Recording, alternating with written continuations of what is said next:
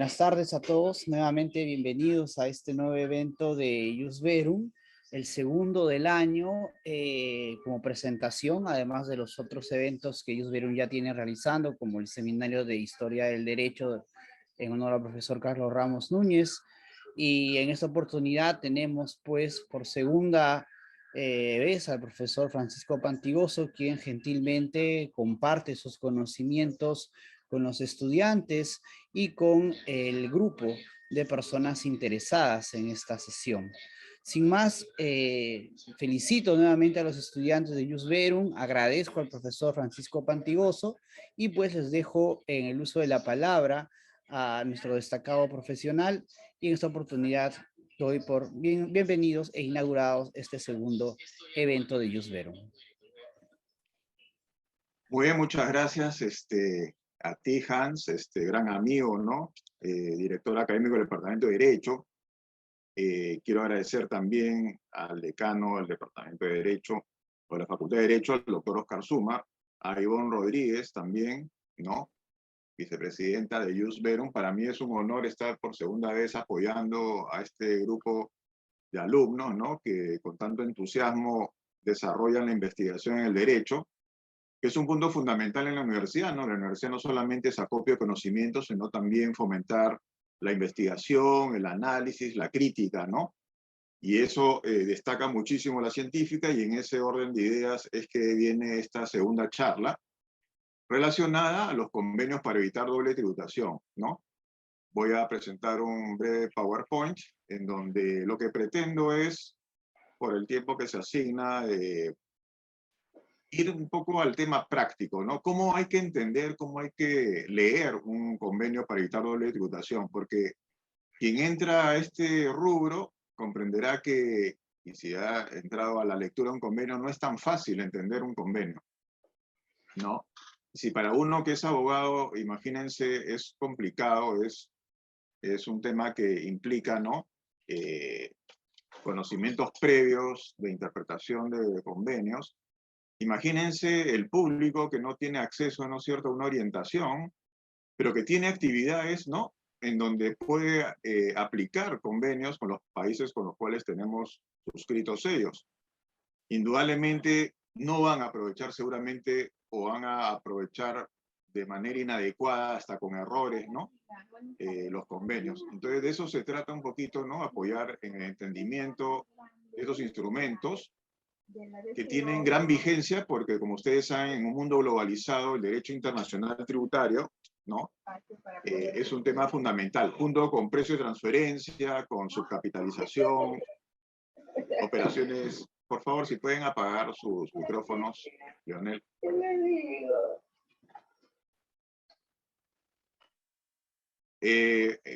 Dentro de lo que es la científica, ¿no?, siempre promovemos el tema del análisis de la parte internacional, porque yo creo que los alumnos tienen que enfrentar un mundo globalizado, ¿no? Entonces lo que le venía diciendo es que este aspecto forma parte, ¿no?, de ese conjunto de conocimientos que en la científica se promueve. Sin más, entonces voy a proyectar, ¿ok?, un PowerPoint que lo tengo aquí. A ver, vamos a ver. Se está viendo, ¿no? Sí, doctor, conforme. Perfecto. Entonces, lo voy a ampliar para hacer mejor la visión. Muy bien. Entonces, los convenios contra la doble imposición tributaria, ya por el título, y ustedes como abogados y como público interesado en lo tributario, ustedes saben que ya por el título podemos acercarnos a la figura jurídica, ¿no? Fíjense, es un convenio para evitar o contra la doble imposición tributaria, ¿no? ¿Qué estamos acá generando? Una doble imposición jurídica en donde una misma renta se afecta a una persona por dos jurisdicciones o más, ¿no? Esto es diferente a la doble imposición económica, en donde más bien, ¿no?, lo que vamos a grabar es sobre dos personas una misma renta, ¿no? Eso se da, por ejemplo, cuando no hay ajustes correlativos, ¿no? Todo un tema específico del precio de transferencia. Aquí nos estamos centrando en la doble imposición jurídica. Eso en primer lugar. Luego también es pertinente y lo vamos a ver en detalle, digamos, más que criticar, advertir, ¿no? Que no se han hecho mayores esfuerzos en el Perú hace muchos años para incrementar nuestra red de convenios. Eso realmente es lamentable porque los convenios lo que hacen acercan las inversiones. Nadie le gusta tributar doble. Por ejemplo, si viene un nuevo domiciliado y están viniendo, ¿no? En los últimos años muchos a trabajar aquí, se enfrenta a un problema, ¿no? Porque es un residente en su país de origen, tributará por fuente mundial y aquí va a tributar por fuente peruana. Lo que le van a pagar en el Perú va a tener que tributar, por ejemplo, en Alemania, que no tenemos convenio, digamos 35, y en el Perú 30, por ser no domiciliado primer año, ¿no? De 100 se le va a 65. ¿Ustedes creen que alguien va a venir en su sano juicio a trabajar y que le quiten 65? En absoluto, ¿no? Y eso genera entonces soluciones extra convenio. ¿Qué cosa va a hacer la empresa peruana? Le va a pagar un poco más, pues, ¿no? Para que reciba lo que quiere recibir, eso se llama el grossing up, le pone un monto mayor al sueldo. O lo que suele también suceder es que la empresa asume el impuesto del no domiciliado, ¿no? Y entonces esa asunción no es deducible por el artículo 47 del impuesto a la renta. Pues hay un costo tributario. Pero bueno, a veces en la balanza no todo es lo tributario, ¿no? De repente este es un genio, hay que contratarlo, así asumamos el impuesto.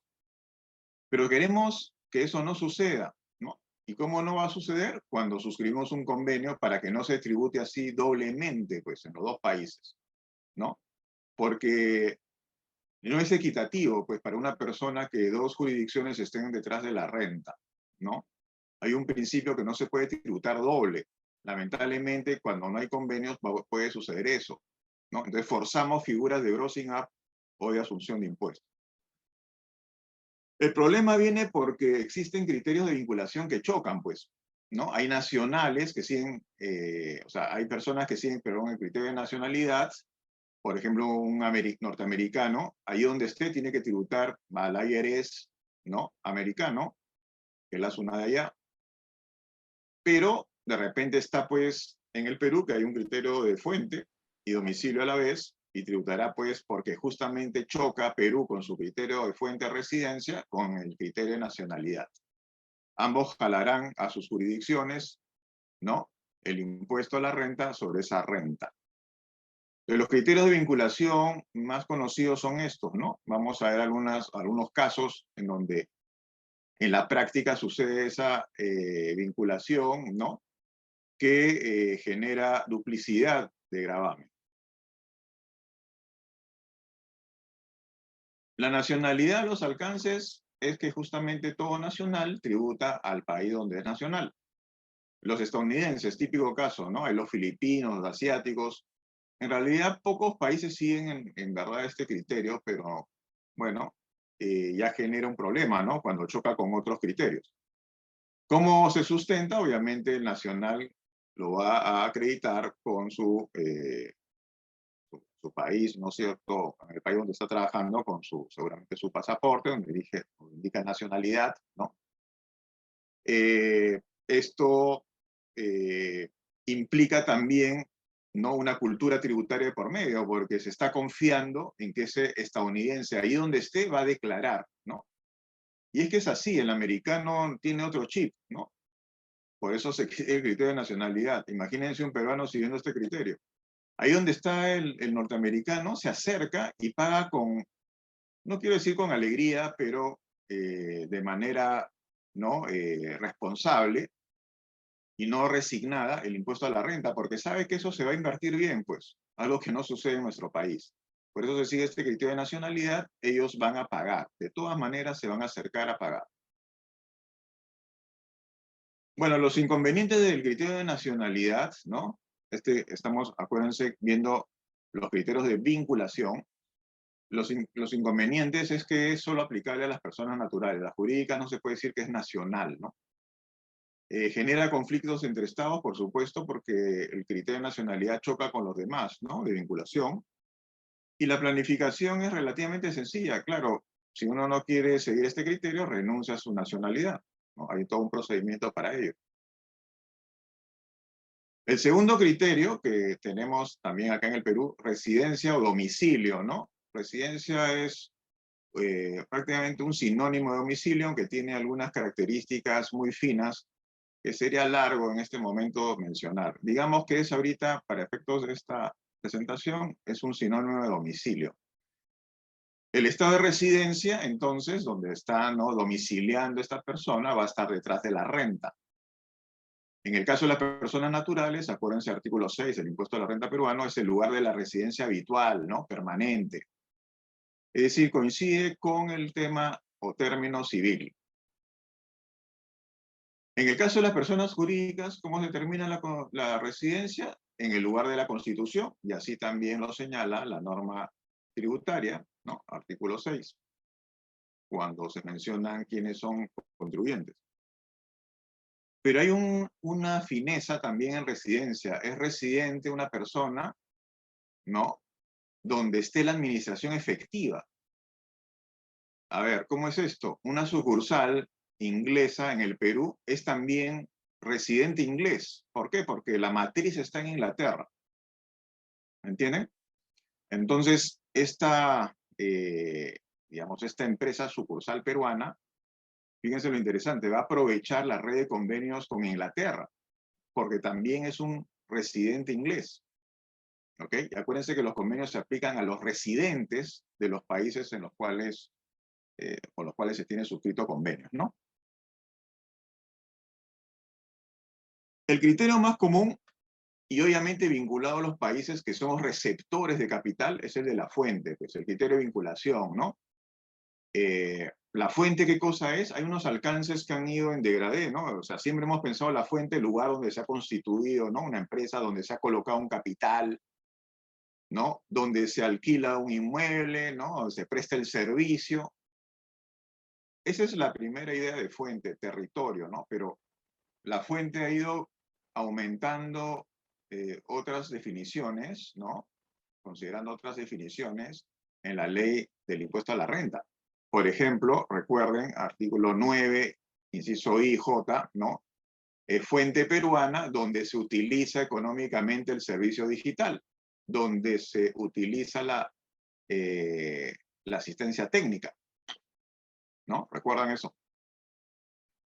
Y también es fuente, la ley peruana también lo señala como fuente peruana, el lugar del pago. O sea, por ejemplo, en regalías se indica, ¿no?, si el lugar del pago de las regalías es Perú, así no se esté utilizando la regalía en Perú, o no se haya colocado la regalía en Perú, esa regalía es de fuente peruana y paga impuestos.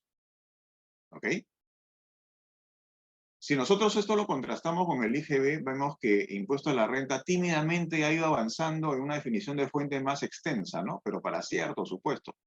En cambio, el IGB, todo servicio no domiciliado, ¿no?, está grabado. ¿Ok? El IGB es mucho más extensivo en esa definición de hecho grabado, ¿no? Acá en el Perú tenemos que ver si genera fuente peruana, pues, ¿no?, una actividad del no domiciliado. El estado de la fuente, entonces, el estado donde se coloca un capital, donde trabajamos, donde utilizamos el servicio, donde se está pagando una regalía, ¿no? Así hay que entenderlo.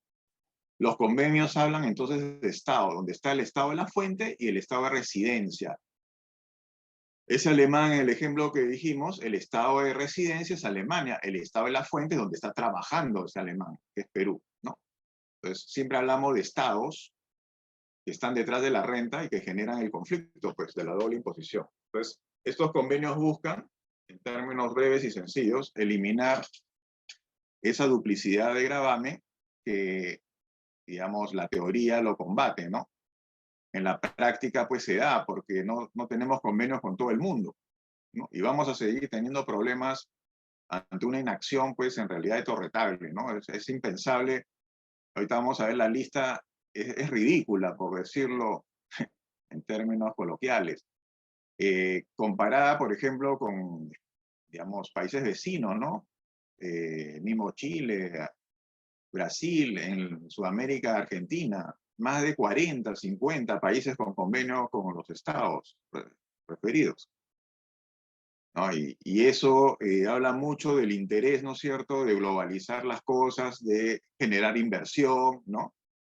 porque detrás hay una política, pues, ¿no? Una política de Estado, que muy bonito será, pues, en palabras, pero en la práctica, en verdad, en esto estamos en pañales, ¿no? Entonces, valga la llamada de atención, ¿no? Para que, pues, se pongan las pilas y empiece, ¿no es cierto?, esto a extenderse, pues, a convenios con más países, generando entonces una inversión más segura, porque nadie quiere tributar doble, ¿no? O lo que vamos a ver, aplicar medidas que se llaman domésticas, ¿no? Hay soluciones unilaterales, o sea, el mismo país elimina la doble imposición con créditos que se pueden dar en el mismo país, ¿no? De residencia, pero no se trata de eso, ¿no? Además que esos créditos tienen topes. Entonces, en general, a veces el tema es complejo porque se utiliza diversos criterios de manera conjunta. Y eso se da en el Perú. Muchos de ustedes seguramente ya llevan renta, ¿no? Tienen seguramente contacto con temas de renta.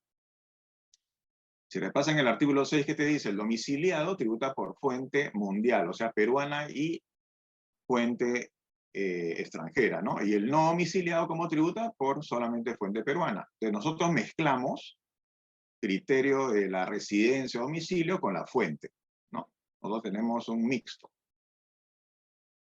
Siempre se ha hablado también que los países desarrollados versus los países en vía de desarrollo tienen diversos criterios porque tienen diversos intereses, ¿no? Y diversa situación económica. Claro, un país en vía de desarrollo como nosotros, priorizaremos o deberíamos priorizar, porque vamos a ver que el Perú curiosamente sigue el modelo OCDE, que es más bien para países en desarrollo, pero países en vía de desarrollo deberíamos seguir la idea de tributar en fuente para que nosotros recaudemos, pues, porque somos perceptores de capitales. Los países desarrollados, contrario censo, siguen más o pretenden, ¿no?, siempre seguir el criterio de residencia, porque ellos son los que exportan capitales, ¿ok? Pero eso muchas veces es pura teoría, porque vamos a ver que el Perú, como les adelanté, ha suscrito simplemente dejando de lado la decisión 578, que es un modelo ONU, los demás son todos modelos OCDE, que están priorizando el país de residencia, ¿no? La verdad de las cosas es que los convenios no son blanco y negro. Tanto el modelo OCDE, ¿no?, como el modelo ONU tienen priorizaciones de residencia y de fuente. Es una mezcla finalmente, ¿no? Prácticamente lo que hay es modelos para simplemente aplicar posiciones en donde se va a alternar lo que es residencia y fuente como priorización, ¿no? Miren, acá hay unos ejemplos gráficos, siempre creo que lo gráfico ayuda más. Si de Francia viene al Perú, un poco lo que dije del alemán, ¿no? Ahora es un francés, con ellos no tenemos convenio, a propósito, entonces ese ejemplo. Viene un francés a Perú, el francés es residente todavía, porque no ha salido más de 180 días, pues, recién llegó al Perú. Francia dice, oye, tú tributas por fuente mundial, así que te va a aplicar, ¿no?, lo que ganas en Perú lo tienes que declarar en Francia y tributas en Francia. Perú va a decir, bienvenido por aquí, vas a tributar 30%. Ya desde que vemos la tasa, señores, de alguien que trabaja en planillas aquí, 30%, vemos también una inequidad, ¿no? Tratamos muy mal al extranjero, es la verdad. Los peruanos, ¿cómo tributamos? Por escala, ¿no? Y tenemos deducción de las 7 UITs, que es otro rollo, ¿no? El tema de que son diminutas, pero bueno, hay por lo menos una deducción. El extranjero, la renta bruta es igual renta neta y aplica 30%. ¿Parece esto justo? En absoluto. Ese es otro tema también para tenerlo presente, ¿no? Una inequidad absoluta aquí. Bueno, la cosa es que este conflicto es clarísimo, ¿no? Hay residencia, Francia versus fuente Perú. Ambos países detrás de la misma renta, ¿no? Como dos caballos, pues, jalando a la persona, ¿no? Luego tenemos otro conflicto, residencia versus residencia. Es lo mismo que decir domicilio versus domicilio para efectos de esta charla. En Perú se ha constituido, ¿no?, una sucursal de empresa anglosajona, ¿no? Es una empresa inglesa, Bueno, pues la cosa es que va a tributar en Perú, porque acá está constituido, ¿no? Que duda cabe. Las sucursales, por ejemplo, tributan nomás por fuente peruana, ¿no? Ustedes saben que esa es una excepción, porque claro, si tributaran por fuente mundial, nadie pone una sucursal acá, porque tributaría por lo que gana la matriz. Nadie constituiría sucursal en el Perú. Pero en este ejemplo estamos viendo que esa sucursal también tributa en el Reino Unido, ¿no? Porque está la sede de administración efectiva, o sea, es residente inglés. Un súbdito, pues, ¿no? Como le llaman ellos. Y bueno, dos países detrás de la renta, conflicto, pues, ¿no? Un conflicto que se da en la práctica, ¿no? En estos países donde hay sedes de administraciones efectivas dentro de la legislación. Claro, una ventaja es que hay posibilidad, ¿no? De beneficiarse con los CDI celebrados por el Reino Unido, o sea, en la sucursal inglesa en Perú, si tiene operaciones con Bélgica, porque de hecho tienen convenio con Inglaterra, va a aprovechar ese convenio, ¿no? Una cosa interesante también para verificar. Es importante, quien hace planificación obviamente lícita internacional, tener este mapa, ¿no? Oye, ¿cómo se tributan en los países? Definitivamente todas las corporaciones lo tienen clarísimo. Es como un ajedrez esto. ¿Dónde pongo mis fichas? ¿Dónde muevo mi peón? ¿Dónde pongo mi caballo? ¿Dónde le hago jaque mate? ¿No? Bueno, otro tema interesante, miren, acá es fuente versus fuente, ¿no? ¿Cómo es esto? China, miren arriba, China es la matriz, ¿no? Pone una sucursal en México y desde México sale una asistencia técnica a Perú. ¿Dónde está el problema fuente versus fuente? Simple, en México está la sucursal, o sea, tributa, pues, porque está domiciliado en México, constituye ahí, constituida significa que está registrada y va a tributar en México. Y a la vez en Perú es una empresa que da asistencia técnica y ese ingreso tributa en Perú, porque uno tributa por los servicios utilizados en el Perú. No tiene que poner empresa aquí, sino simplemente prestarla de afuera y utilizarse económicamente aquí y esa renta se grava. O una retención, 9J. Si revisan la ley es el 9J, ley de impuesto a la renta. ¿Ok? Entonces hay un conflicto fuente versus fuente. Tributará en México y en Perú. En México directo, en Perú vía withholding tax, o sea, retención. ¿Correcto?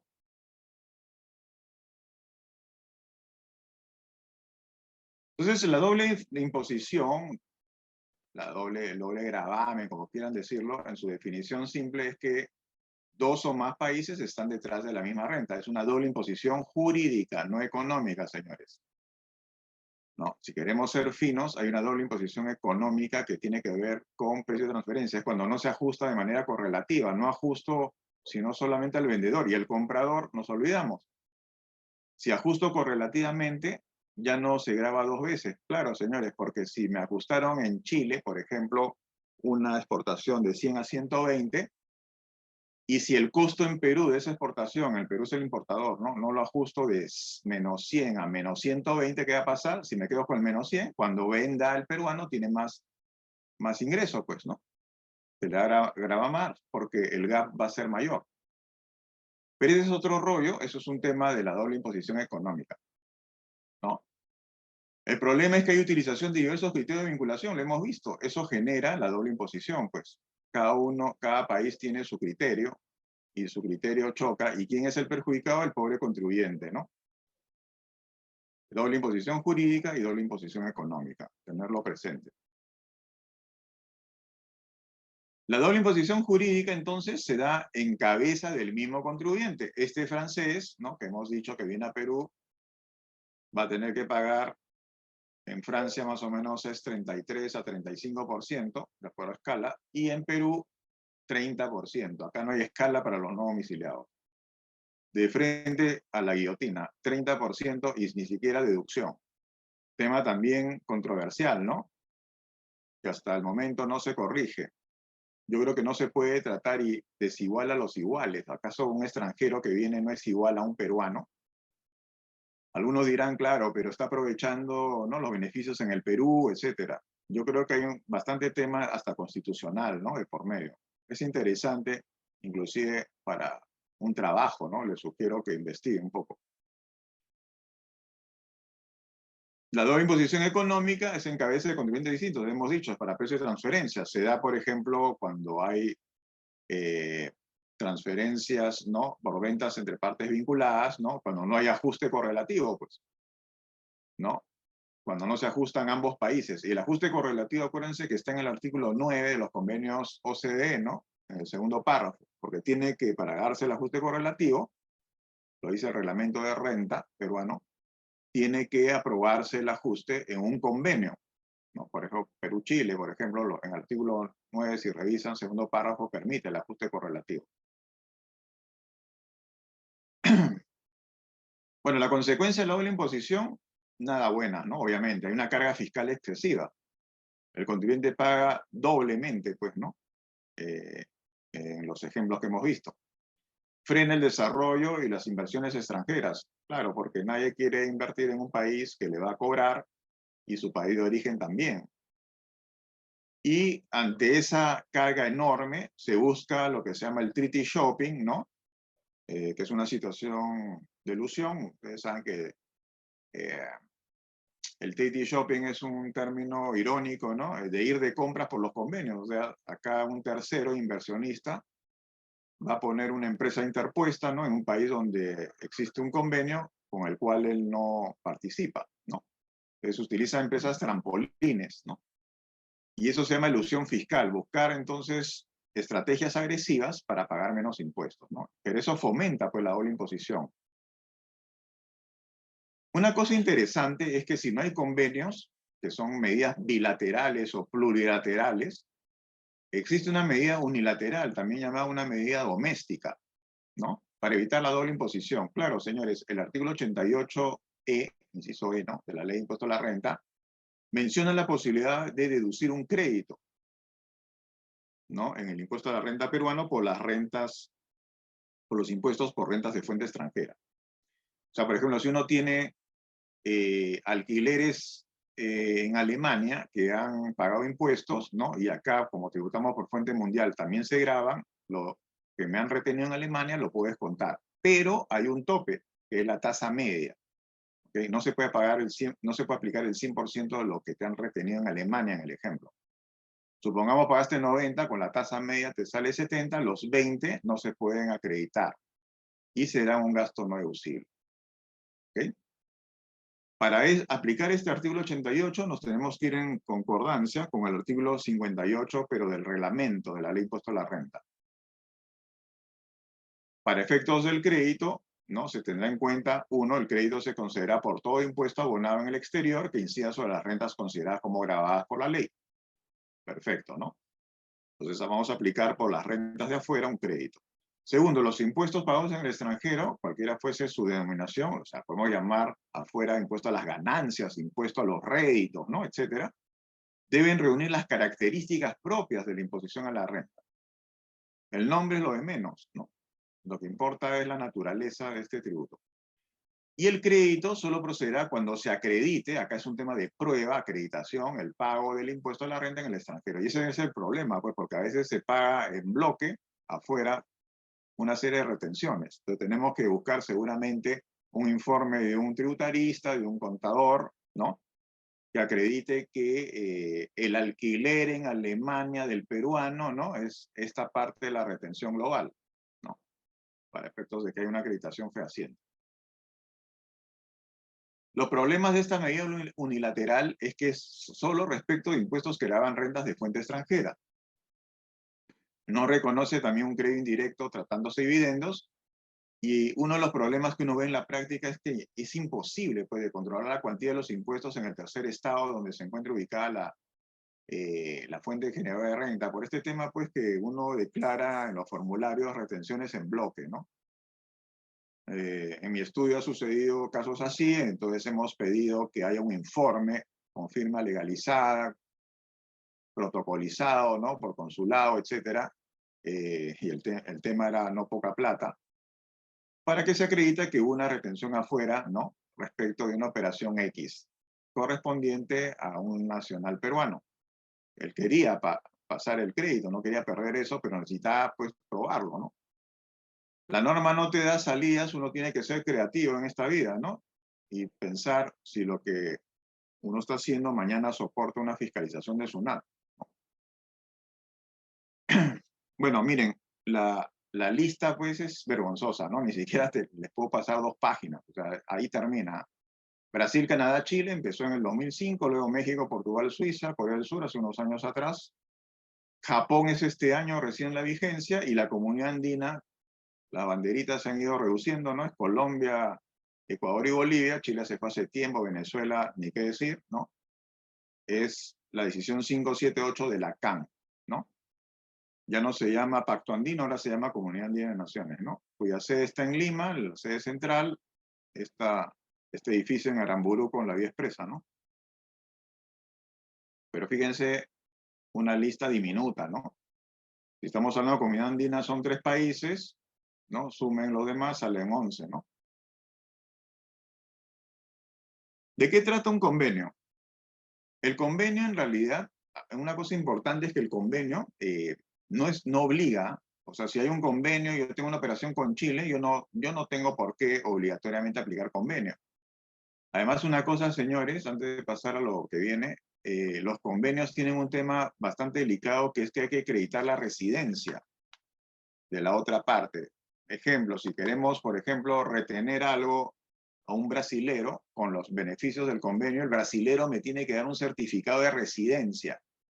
Y el decreto supremo que así lo menciona, señala que ese certificado de residencia no puede tener una antigüedad mayor a 4 meses. O sea, si ahorita estamos, ¿no? Marzo, y me dan un certificado de residencia por la operación de hoy, de mayo del año pasado, no sirve, ¿ok? El tema es que, y se ve en la práctica, y nunca la SUNAT lo ha respondido ni ha dado una salida, es que hay países que solamente te dan por una vez el certificado y por todo el año, y te lo dan al comienzo del año, y cuando tú le dices, oye, quiero otro, le dicen, disculpen, ya te di, ¿para qué más? ¿No? Sigues estando acá viviendo, ¿para qué más? Acá viene una cosa curiosa, ¿no? La norma peruana quisiera obligar a las demás, ¿no? Jurisdicciones, a las demás administraciones que se acoplen a su idea, y esto es inverosímil, ¿no? O sea, indudablemente será un tema contingente, pero yo creo que podemos defenderlo, ¿no? Indicando con la legislación a la mano del otro país que estos países no dan cuando uno quiera, pues, el certificado, sino una sola vez al año, ¿no? Pero la cosa es que, volviendo acá al PowerPoint, los convenios tratan de una fijación de límites y parámetros, ¿no? El convenio se aplica porque tiene tasas de retención menores, pues. Esa es la ventaja de los convenios, en términos prácticos. Pagamos menos con los convenios en ciertos casos. Vamos a ver eso. El objetivo principal, obviamente, es que no se pague pues, doblemente, ¿no? Y otros objetivos no menos importantes es que sienta, por ejemplo, las bases para la cooperación entre autoridades y previene un trato discriminatorio. El convenio, por ejemplo, permite que un brasilero no se le trate de manera desigual frente a los nacionales peruanos. Ejemplo, si viene no le vamos a retener 30, deberíamos pagarle bajo la tasa peruana, que es una escala, ¿no? Progresiva acumulativa. Que está en la ley impuesto a la renta para rentas de cuarta y quinta, por ejemplo. La regla general aplicarla a los beneficios empresariales prevista en la mayoría de los convenios genera también un alcance importante para establecimiento permanente, ¿no? Eso, las definiciones de establecimiento permanente, por si acaso, es el artículo 5 en el modelo OCDE, ¿no? Porque hay 2 modelos, como ya les adelanté, OCDE y ONU, dependiendo, se supone, de los países que están, ¿no? negociando. Los modelos es simplemente eso, un modelo de negociación. Las cláusulas pueden cambiar de acuerdo a la negociación. Es más, ha habido convenios que se han ido negociando y se siguen negociando y no creo que se cierren porque tiene que ser un tema equitativo. Pues, por ejemplo, con España, ¿no? Había un borrador hace mucho tiempo y nunca se cerró. ¿Por qué? Porque España quería llevarse, entre comillas, el oro del Perú. Y no se podría aceptar eso, ¿no? Porque tiene que ser un tema equitativo, ¿no? Esto, recordemos, en la OCDE, ¿no? Proviene de la Organización Internacional, ¿no? de Cooperación y Desarrollo Económico, entidad a la cual Perú pretende ingresar. y que nos ha impuesto una serie de cosas, ¿no? Desde la subcapitalización, ¿se acuerdan? Ahorita se está calculando el cierre tributario con el 30% de levita.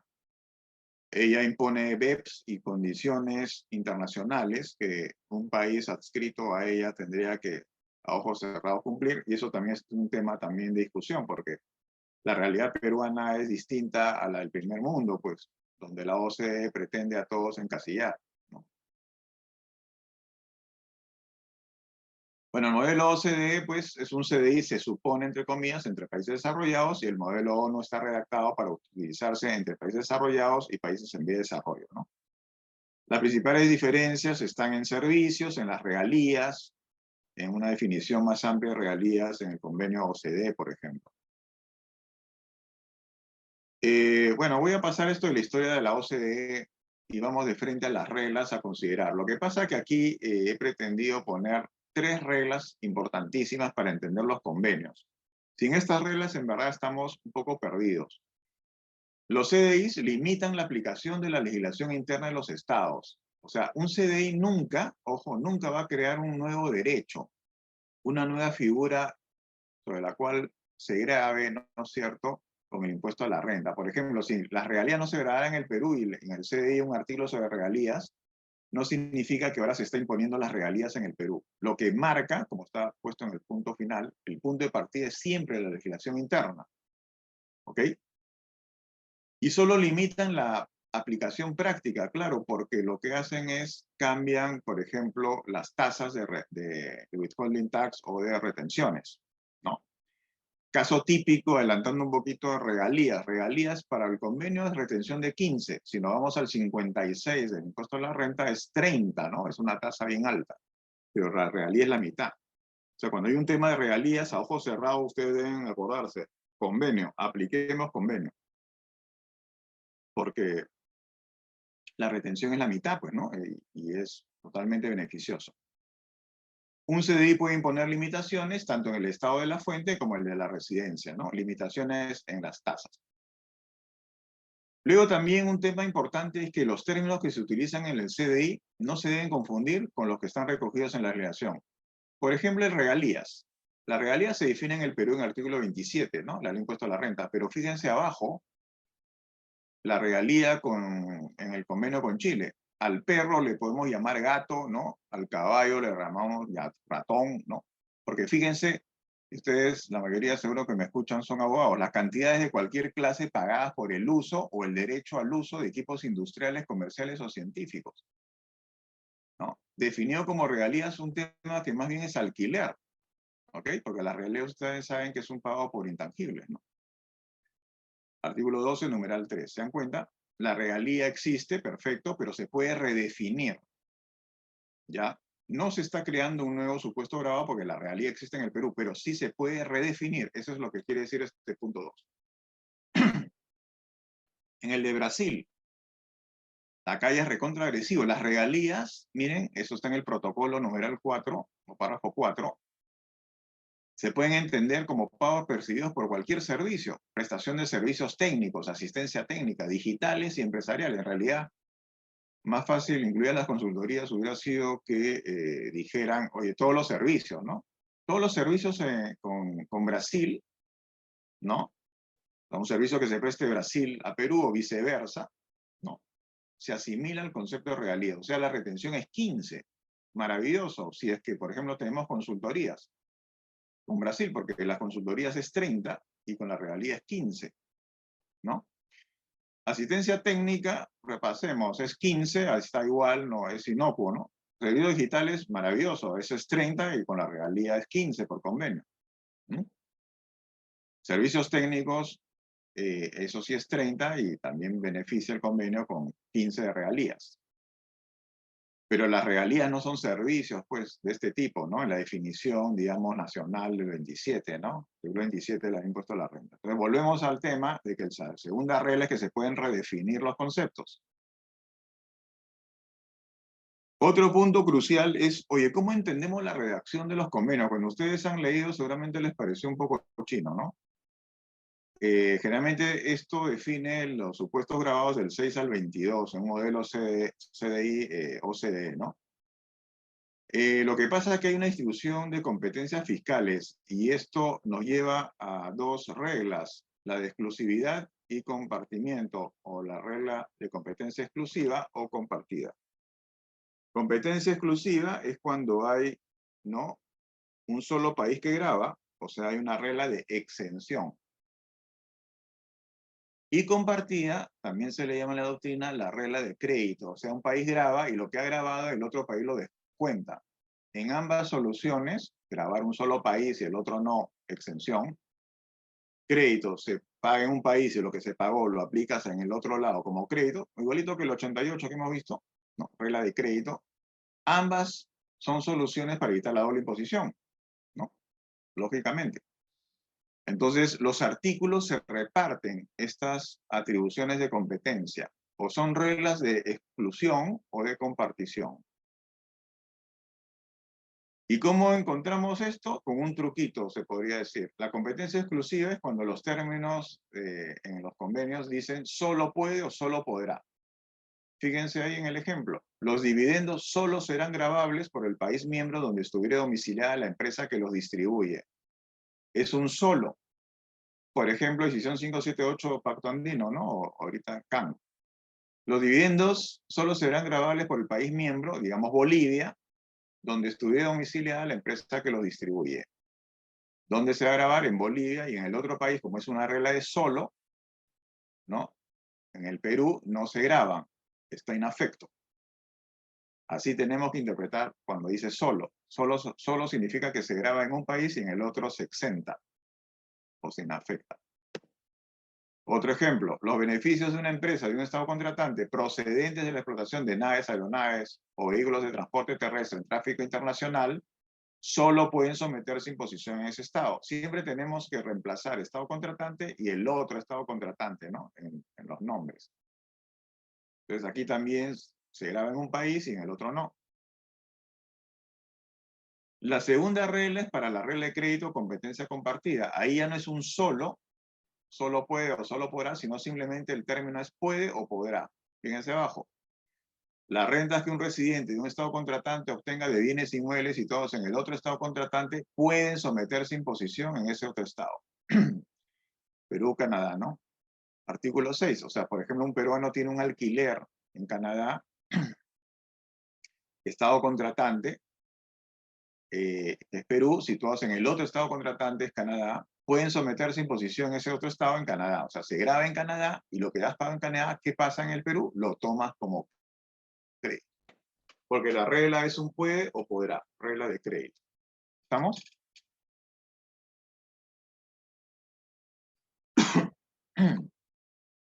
Luego también los dividendos pagados por una sociedad residente de un Estado contratante a un residente del otro Estado contratante pueden someterse a imposición en ese otro Estado, ¿no? Seguí con Canadá.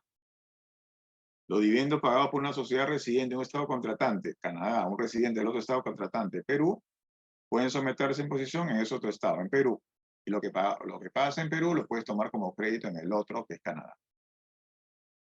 ¿Okay? Porque es una regla de competencia compartida con, fíjense, el pueden, está metido ahí, ¿no? Pueden someterse. No es un solo pueden, sino es un pueden. Cuando dicen solo pueden, volvemos a la regla de exclusividad, ¿no? Acá es crédito. Pero también hay otra división no tan importante, indicando que las rentas se pueden dividir en bilaterales o globales, ¿no? En las bilaterales se habla de las que involucran hechos, bienes o personas, ¿no? Como está bajo la renta de un residente de un Estado contratante, obtenga bienes inmuebles y todos en el otro Estado contratante, pueden someterse a imposición a otro Estado, ¿no? Lo que hemos visto. O los dividendos o los intereses también. En cambio, la global tiene que ver más bien con las ganancias empresariales. Artículo 7 típico, los beneficios empresariales siempre es artículo 7, es un artículo muy importante, ¿no? Es un eje, ¿no?, en lo que es interpretación de convenios. La idea es que se tributa en país de residencia, salvo que se haya constituido un estacionamiento permanente en el otro país, ¿no? Entonces, en el método de exención, el Estado de residencia renuncia a gravar las rentas procedentes del Estado donde se encuentra la fuente, ¿no? Y se llama una exención con progresividad. El ejemplo en el Perú, las ganancias de capital provenientes de la enajenación de acciones y otros valores solo serán gravables por el país miembro cuyo territorio se hubieran emitido, ¿no? Que lo hemos visto, 578, artículo 12. Ganancias de capital es una venta de acciones, pues, ¿no? ¿Dónde se grabaría? La ganancia de capital provenientes de la enajenación de acciones y otros valores solo serán gravables, solo una regla es solo, siempre, exención, gravables por el país miembro que emite esas acciones, ¿no? Se emiten en Bolivia, se venden estas acciones, se graba solo en Bolivia. Solo en Bolivia, en el Perú está inafecto. Claro, señores, que hay que hacer la salvedad que como en Perú es inafecto y habría una renta inafecta, ustedes saben si hay rentas inafectas y grabadas, ¿qué va a pasar? Tienes que en los gastos comunes hacer la regla del GIRE, ¿no? Tienes que hacer la prorrata para los gastos comunes, ¿no? Del artículo 21 del reglamento. Que muchos se olvidan, ¿ok? Tener una renta exenta en el Perú, como el ejemplo que he dado, genera correcciones a los gastos comunes, la luz, el agua, el teléfono, sigue una regla de prorrata. Y ahorita que muchos están cerrando declaración jurada, ojo con eso, no hacen su prorrata. El artículo 3 de la 578 tiene pues la regla de exención en sus definiciones, ¿no? Te dice que oye, solamente serán grabadas en el país miembro en el que tales rentas tengan su fuente productora, salvo los casos de excepción. Lo que pasa es que, como les digo, los convenios, este sería un modelo ONU, ¿no?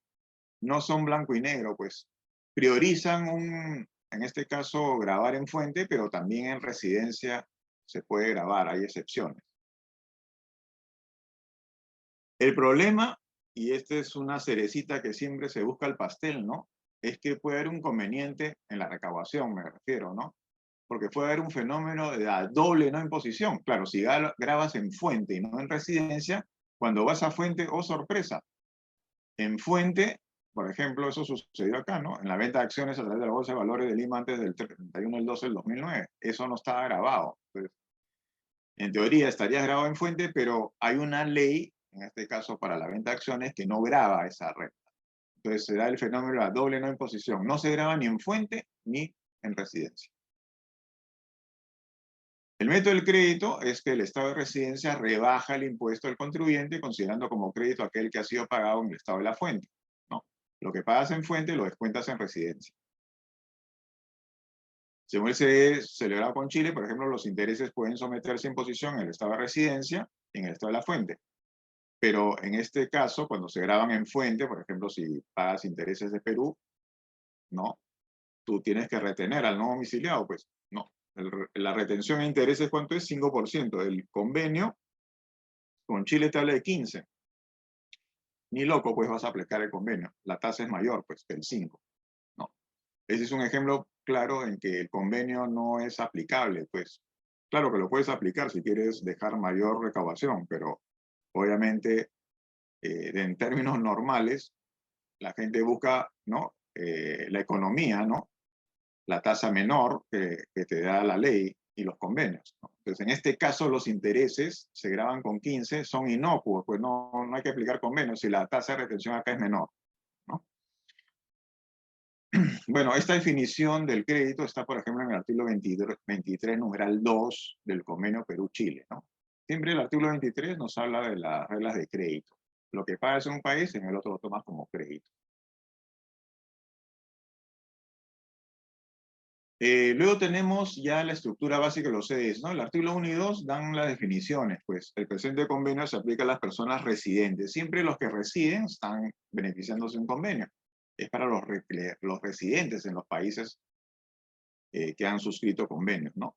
El artículo 2, por ejemplo, el CDI con Brasil establece que los impuestos respecto a los cuales se aplica el acuerdo son el impuesto federado sobre la renta en el Brasil, el impuesto a la renta vigente en el Perú, y cualquier otro idéntico a estos que se introduzca en el futuro. Si mañana se dice un impuesto complementario a la renta, ese va a entrar al convenio.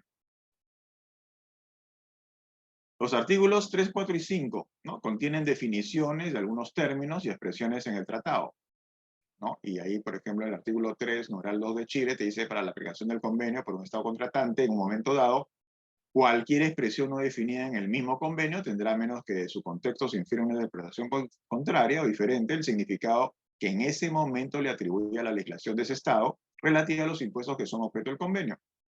prevaleciendo el significado atribuido por la legislación impositiva. O sea, la definición ante a un vacío de definición es la legislación impositiva peruana.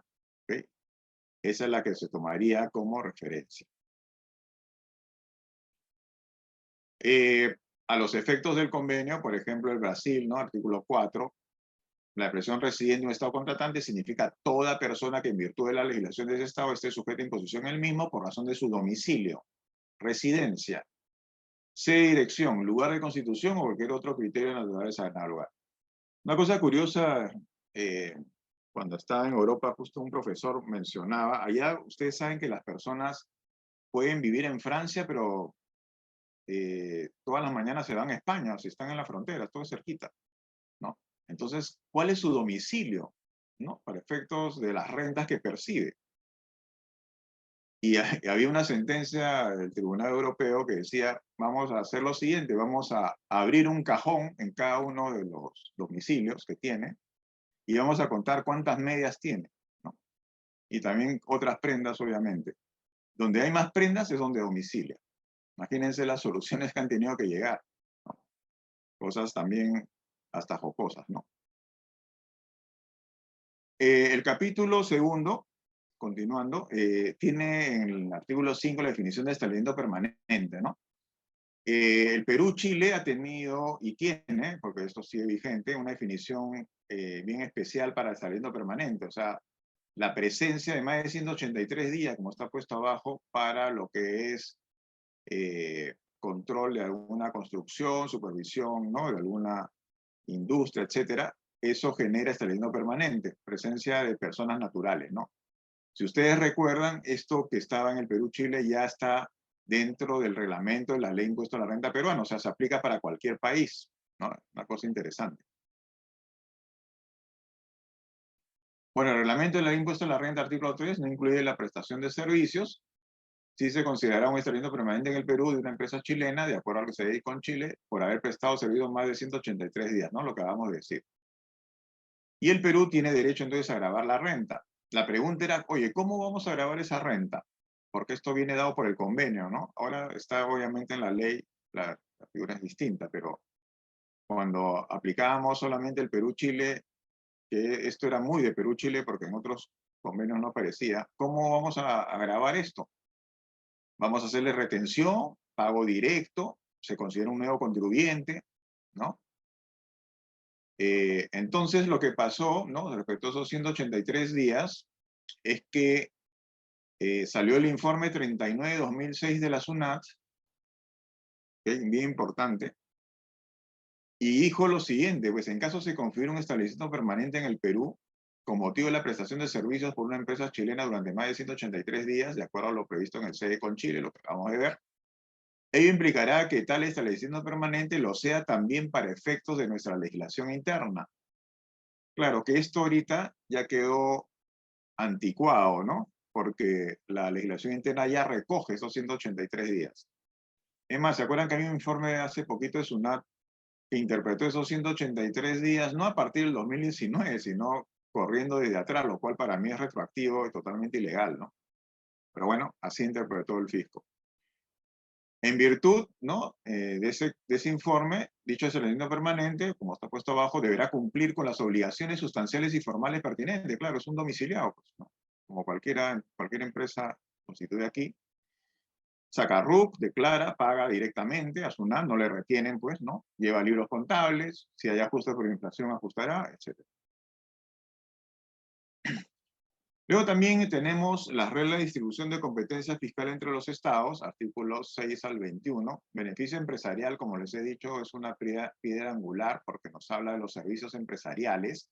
Artículo 7, la regla es que se tributa en residencia, salvo que la empresa haya constituido en el Perú un establecimiento permanente que dé pues, servicios en el Perú.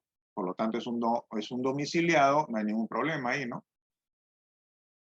Y hay reglas específicas aplicables a otros tipos de renta. Por ejemplo, las rentas pasivas. ¿Qué son las rentas pasivas? Básicamente, intereses, dividendos y regalías, ¿no? No nacen de una actividad de la empresa. Por eso se llaman rentas pasivas. Aquellas que no se derivan del trabajo o actividad empresarial necesariamente, ¿no? La pregunta que siempre se hizo es, oye, intereses que obtenga un banco, ¿qué cosa es? Artículo 7, ¿no? ¿Beneficios empresariales o es el 11 intereses, ¿no? En el caso de los dividendos, primera renta pasiva que estamos viendo aquí, los dividendos, ¿cómo tributan? Uno retiene, dependiendo del convenio, entre 10, 25, 15. Por lo tanto, naturalmente ustedes se darán cuenta de que no aplicaremos convenio, pues porque la retención es mayor a la norma local, ¿no? Si acá retenemos 5 a los no domiciliados.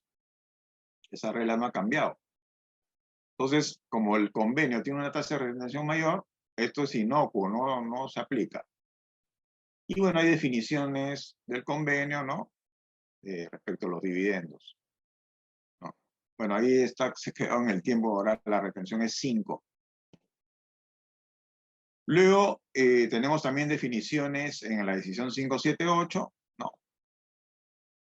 Y pasamos a los intereses segunda renta pasiva. El interés tributa en general con 15%. Ahí tenemos que hacer un análisis fino porque los intereses en el Perú tributan 4.99, artículo 56A, ¿no? De retenciones, cuando no estamos frente a empresas vinculadas, y tributa 30% cuando se trata de empresas vinculadas. Por ende, si el convenio te dice 15, solamente será aplicable cuando hay empresas vinculadas, la retención es 30. Aquí el convenio es menor, pero cuando es 4.99, olvídense el convenio, ¿no? Y la definición, ¿no? Que la definición de intereses, dividendos y regalías es muy similar a lo que dice las definiciones civiles, contractuales, etc. Lo que le decía, ¿no? Regla general 30, excepción 4.99 cuando no somos vinculados.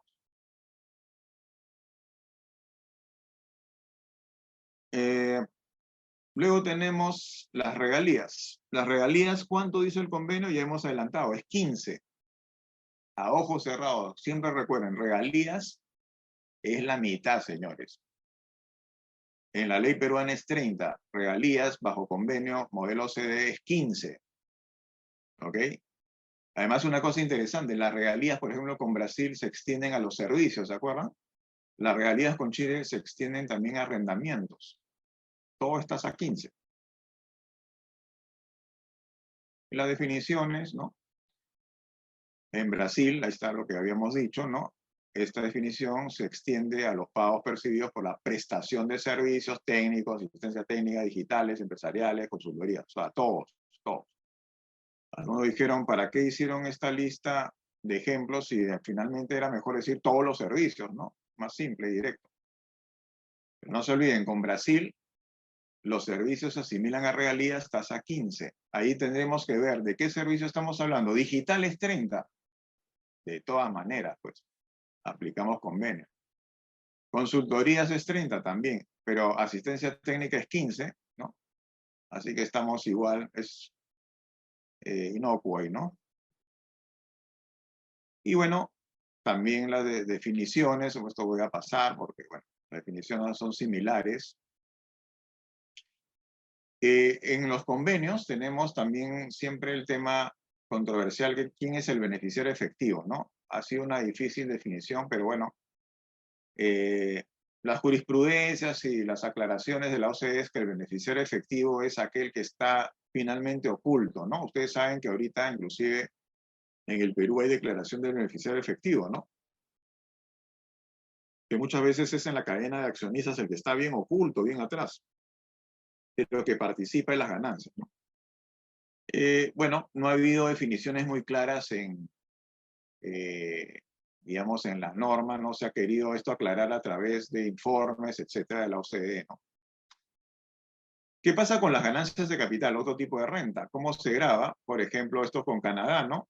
Las ganancias derivadas de la enajenación por un residente de un estado contratante de acciones, venta de acciones, cuyo valor principalmente provenga de bienes raíces situados en el otro estado, pueden ser sometidos a imposición en ese otro estado.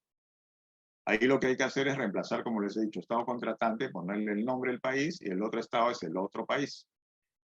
Para los propósitos de este párrafo, el término propiedad inmueble no comprende los bienes salvo los destinados al arrendamiento en los que la sociedad ejerce su actividad, ¿no? La ganancia de capital provenientes, es la decisión de la CAN, ¿no? Decisión 578, las ganancias de capital provenientes de la venta de acciones solo serán gravables por el país miembro en cuyo territorio se hubiesen emitido, ¿no? Ya lo hemos visto. Ecuador, ¿no? En Ecuador se da una venta de acciones de un peruano. ¿Qué va a pasar ahí? Se graba solamente en Ecuador. Solo es una regla de exención, ¿eh? Se graba en Ecuador, en el Perú no. Ojo. Ya hemos visto eso. O sea, tenemos que siempre ubicar, ¿no? Como tip, solo o solo serán o simplemente un solo, ¿no? Luego tenemos también los servicios profesionales independientes, o sea, los que no están en planillas. Aquí tenemos que imaginarnos que a mitad, en 2, 3, 4, en la sexta línea, hay un sin embargo, ahí eso debe ser un párrafo aparte, ¿no? Siempre yo creo que la técnica tiene que ser depurada, porque es otra idea, debió estar aparte. Aparte, también visualmente es mejor, ¿no? Ayuda a la lectura. Pero la idea acá es que, oye, si hay por ejemplo, un chileno, ¿no? Justo es con Chile. Hay un chileno, ¿no? Que, bueno, es residente en Chile, pero viene vamos a trabajar en el Perú, se le va a retener 10%. Y fíjense que pueden someterse. Si es una regla de pueden, en Perú se graba y en Chile se toma como crédito, ¿no? Ya saben, pueden, no es un solo pueden, es un pueden, simplemente es regla de crédito. Y el sin embargo, ¿qué pasa? Si esta persona, fíjense, el A y B, ¿no? Tiene una base fija, o sea, tiene una oficina, crea una oficina en Perú, o está más de 183 días en un periodo cualquiera de 12 meses, ya es una persona que va a tener otro tratamiento. Ya no se le aplica el 10, sino se le aplicará el 24, porque justamente los profesionales independientes tributan sobre el 80% de la renta bruta, el 30%, que es lo mismo que decir 24. El 30 del 80 es 24. ¿Ok? Tributará en Perú 24 y en el otro país, Chile, lo toma como crédito. Así como hay que interpretar. La misma idea en el siguiente artículo, que realmente es el artículo 15, que es para los dependientes. ¿Okay? Es decir, alguien que ya no es independiente, o sea, un asesor, ¿no? Independiente, sino que está en una planilla peruana. ¿Cómo tributan los directorios? O sea, por las dietas, ¿no? Los directores. Los honorarios de directores y otras retribuciones similares que un presidente de un Estado contratante obtenga como miembro del directorio o de un órgano similar de una sociedad que es residente del otro Estado contratante, puede, en regla de crédito, someterse a imposición en ese otro Estado. O sea, se graba en un Estado y en el otro se toma como crédito. Esto tomado del artículo 16, Perú-Canadá. En general, los modelos OCDE, si ustedes se van al 16 con Brasil, también habla de directores. Si van al Perú-Chile, artículo 16 también hablará sobre directorios, ¿no? Porque siguen un mismo modelo, pues. Y otras rentas, si mañana se crea una nueva renta grabada, ¿no? Esto va a seguir lo que dice el artículo, por ejemplo, 21, las rentas de un residente de un Estado contratante no mencionadas en los artículos anteriores y que provengan del otro Estado contratante, pueden someterse a imposición en ese Estado contratante. Es una regla de pueden, de crédito. No se deja puerta abierta a otras rentas que se pudieran generar. Bueno, estos convenios muchas veces también es para evitar la doble imposición en el patrimonio. Ustedes saben que las manifestaciones de riqueza son la renta, el patrimonio y el consumo, ¿no? Si en el Perú, tocamos madera, se creara un impuesto al patrimonio, como se ha querido al impuesto a la riqueza, a las ganancias, etcétera, ahí funcionaría este artículo 22 que está en el modelo, ¿no? Bueno, y los métodos para eliminar la doble imposición generalmente están en el artículo 23. Ese artículo 23 te habla si tomamos regla de exención o de crédito, ¿no? Así está también en los modelos.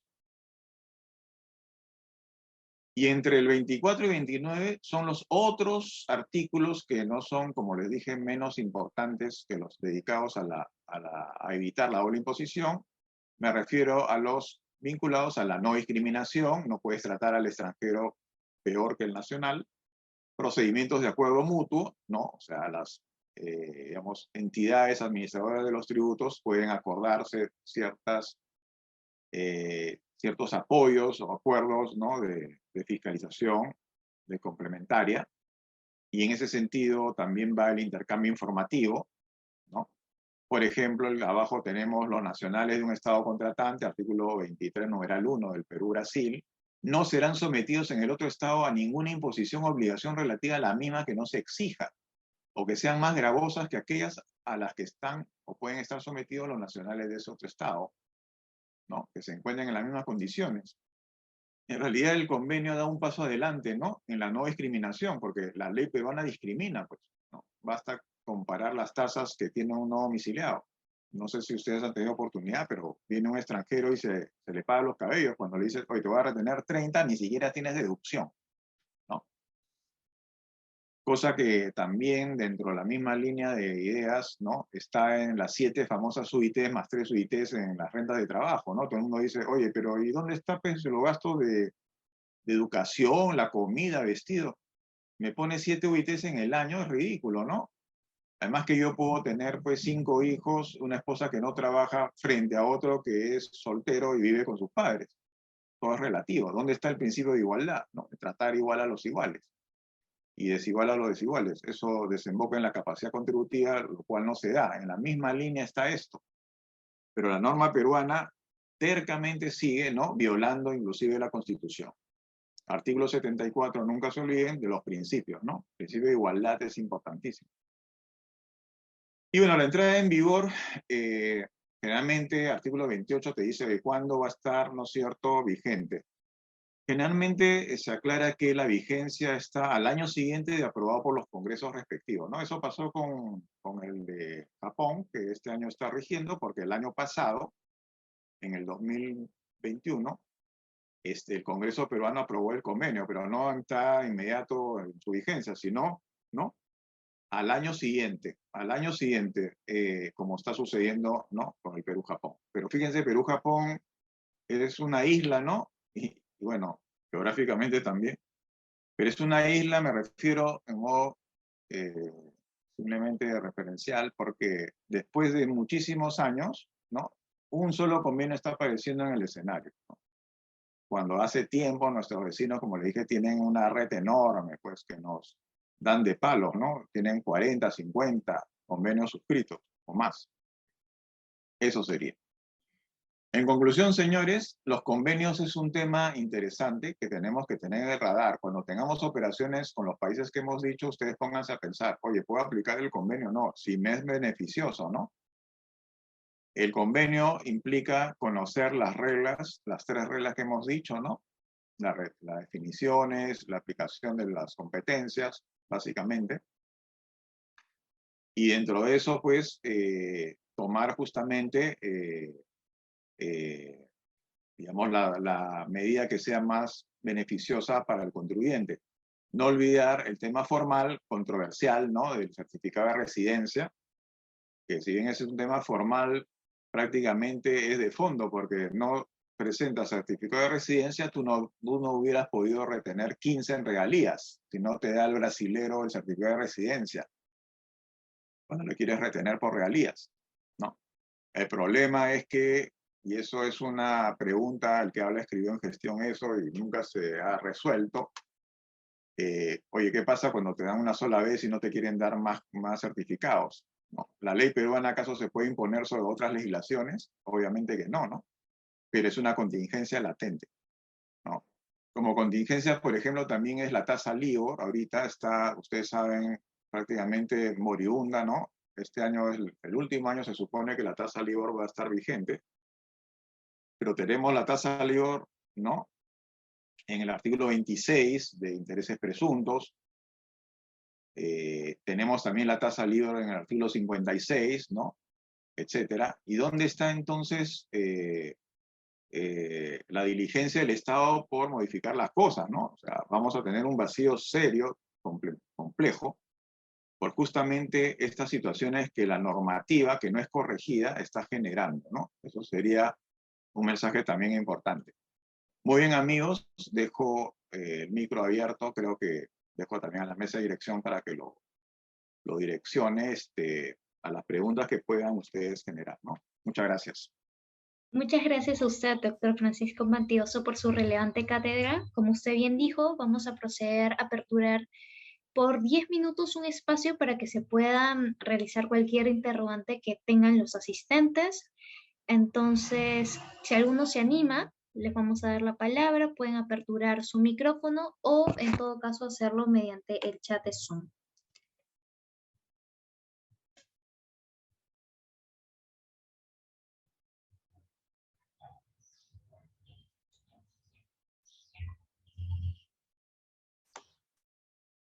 Por el momento parece que todo está claro. Al parecer han llegado a comprender de buena forma todo lo que el doctor nos ha explicado. Pero no sé Decía si que o todo está claro o todo está confuso. Sí, una de esas dos. Pero me parece que es la primera. Siendo optimistas, la verdad, la cátedra ha sido bastante interesante y dinámica, a pesar de tratarse de temas quizás un poco complicados o muy profundos. Entonces, de esta manera, entendemos que todo está claro. Nuevamente, si tienen dudas, aún pueden hacerlas y también por el chat vamos a estar remitiendo ya por última vez el link para que ustedes puedan colocar su inscripción, realizar su asistencia del día de hoy. Por ahí hay una pregunta. Leonel nos dice, ¿la limitada suscripción del CDI es por un tema político o económico? O sea, la limitación en la suscripción, ¿te refieres, no? Me imagino. Sí. Bueno, yo creo que es un tema un poco de desidia, ¿no? No sabría exactamente decirlo porque no estoy metido en Torretable, pero definitivamente no es beneficioso, ¿no? Las razones no las puedo aseverar, ¿no? Pero definitivamente la razón que sea, la consecuencia es lo importante, ¿no? No tenemos una red enorme de convenios. Si es un tema político, esto debería cambiar. Si queremos un país que crezca, que reciba inversión, ¿no? Lo político no debería estar obstaculizando, ¿no? Y si es el tema técnico, bueno, para eso tenemos unos embajadores, tenemos gente, ¿no? En relaciones exteriores que deberían fomentar esto, ¿no? Esto estuvo muy activo en el 2005, 2010, pero después ya hubo una sequía que continúa, ¿no? Fíjense, después de tantos años, un solo convenio con Japón, ¿no? Es medio realmente ridículo el tema y debería, como tú bien señalas, bueno, corregirse, ¿no? Y finalmente extender a otros países los convenios. Los convenios no solamente es para pagar menos impuestos, ¿no? Sino que incrementan inversión. Ustedes saben, con mayor inversión, más puestos de trabajo, ¿no? Crecimiento del país, eso se extiende a diferentes áreas, sectores, detalles, ¿no? De crecimiento. Entonces, hacemos un llamado desde aquí para, ojalá, esto mejore, ¿no? Y la red crezca. Hola, doctor. ¿Me pueden escuchar? Sí, Mónica, ¿qué tal? ¿Qué tal, doctor? Un gusto, ¿qué tal saludarlo? Doctor, quería hacerle una consulta, me parece muy interesante la opinión que usted dio en relación a los certificados de residencia. Actualmente, en la empresa donde yo estoy laborando, solicitamos el certificado de residencia y ha pasado un caso, por ejemplo, en donde no han podido enviar el certificado por el país de Canadá, porque la administración tributaria de su país por el tema del COVID, no pudo, eso fue en el 2020, que no pudo enviar el certificado por un tema de COVID. Entonces, al final le terminamos aplicando la tasa, inclusive lo revisaron también con los abogados y se priorizó la legislación interna, ¿no? Entonces, y pues fueron como 33 millones, un montón de plata. Pero... Sí, entonces eso quería saber si de repente ya hay algún yo sí sé que SUNAT cuando nos ha revisado, ellos sí son muy estrictos con este tema de las vigencias, pero hay algún... Sí, pero todo no es blanco y negro, ¿no? O sea, yo creo que ahí no debió aplicar legislación interna, me imagino que era un tema de retenciones menores con convenio, ya se debió evidenciar la imposibilidad del documento, ¿no? Y bueno, después regularizar. Yo creo que ese tema es bastante peleable, ¿no? O sea, tampoco Sí. Las cosas son así, ustedes han sido muy conservadores, ¿no? O sea, yo creo Sí, que... doctor, disculpe, ¿y hay algún, lo que pasa es que yo estuve buscando también este precedente normativo, ¿hay algún precedente normativo en donde ya se hayan pronunciado a favor de que, o sea, yo cuando leí, recuerdo el año pasado, sí se analizó este tema, hubo un caso por certificado de residencia y claro, o sea, no puedes invalidar un tratado internacional, un convenio por la legislación interna, porque acá hay dos, o sea, hay dos choques en relación a la legislación y el tema del tratado internacional que tiene un peso inclusive mayor porque el tratado internacional está amparado por la Constitución. Entonces, quería solamente consultar, ¿hay algún, de repente, algo, norma, algo así que usted me pueda recomendar como para tener más fuerte o ampliar un poco más la posición que tiene el Estado en No, lo que relación pasa es que tienes que irte a la legislación sobre caso fortuito o fuerza mayor, ¿no? Que te va a relevar esas obligaciones. O sea, el artículo de caso fortuito o fuerza mayor que está en el Código Civil. Además que ese certificado de residencia está en un decreto supremo. Inclusive es ilegal porque él está definiendo temas de fondo porque te inaplica el convenio por un decreto supremo. O sea, eso debe estar por ley o por decreto legislativo. Entonces, hay un montón de... Yo he defendido una empresa en términos similares con Brasil, ¿eh? Y bueno, yo creo que ya es un tema de la asesoría que tengas, ¿no? Y la posición de tu asesor. Yo sí me hubiera ido por no pagar, ¿no? Más. y Ni puede ser hablar. que ya. Porque, Ah, ya. ¿sabes una Gracias, cosa, doctor. Mónica? Un tema también importante es la realidad económica. O sea, un papelito que te falte no te va a decir que no eres residente, pues, ¿no? Podrías... Exacto. o Sí, yo sea, opino totalmente, estoy de acuerdo con usted, ¿no? O sea, el tema de la primacía de la realidad, ese proveedor sí había sustentado un mes antes de que venciera esos 4 meses que sí era residente. Entonces, me parece no muy razonable que se le quite esta facultad, ¿no? Del beneficio porque no pudo presentar su certificado de residencia a tiempo. Gracias, doctor. no, un gusto, Mónica. Mónica ha sido una alumna en un curso anterior, así que un gusto verte, escucharte. Gracias, doctor. De nada. Muchas gracias y ya culminaríamos entonces con la siguiente pregunta que nos hace Milagros y le solicita al doctor Francisco Pantioso si podría dar una pequeña explicación respecto a la aplicación del crédito directo e indirecto regulado en Perú. Bueno, el crédito directo es lo que está ahorita en el artículo 88E, ¿no? Nosotros tenemos créditos directos a través de la aplicación de la tasa media, pues, ¿no? Sobre el tema de una renta de fuente extranjera que ha estado grabada, ¿no? Nosotros manejamos créditos directos como una solución unilateral. No es la solución más, digamos, efectiva, porque claro, nos ponen un tope, ¿no? Y no tenemos la posibilidad entonces de aplicar el 100% de lo que se ha pagado fuera, que debería ser lo justo. Sin embargo, eso es por lo menos una solución que muchos olvidan. Piensan que, oye, lo que pagué afuera ya está perdido, ¿no? Ya no lo puedo descontar en la casilla respectiva como crédito directo, ¿no? Entonces, a tomar nota, porque ahorita como se está cerrando la declaración jurada, ¿no? Hay que verificar bien esos créditos y hacer bien el cálculo de la tasa media, ¿no? Acuérdense que son los ingresos del impuesto a la renta, ¿no? Pero los ingresos en el impuesto a la renta antes de pérdida tributaria arrastrable, ¿no? Hay que ver bien la fórmula de la tasa media para poder aplicar correctamente.